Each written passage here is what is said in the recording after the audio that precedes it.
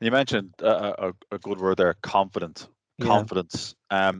If you look at the contractors that are constantly picking up work, has there been a shift away from just that pure technical skill set that a contractor needs towards needing now more softer skills? I know in the permanent market it's become a huge thing.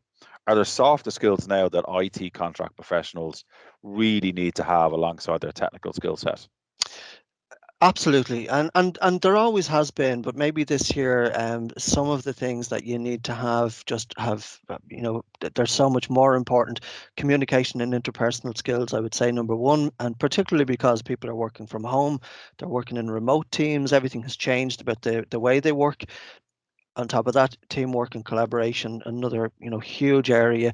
Work ethic, I think, is an important one because again, people now are self-managing themselves. They're working from home, they're out of the eye of direct managers sometimes, and it's really important to be able to self-manage and to manage your time effectively, to that whole thing about just making sure you get things done.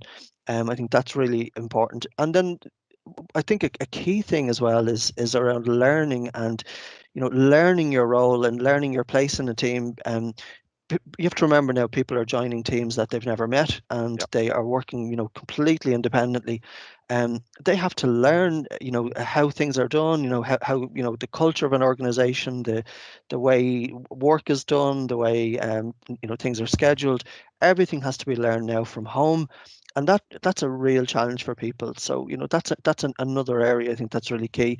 Problem solving, I mean, there's a whole list of things that people really have to get good at. You could say leadership as well, and again, depending on the level of the role that they're going into. Flexibility, adaptability, creativity is another one, because again, I've been placing some people around kind of UI, UX, and again, they're outside of that kind of, it's a different way of kind of brainstorming and learning about, if you're looking at kind of brand guidelines, things like that.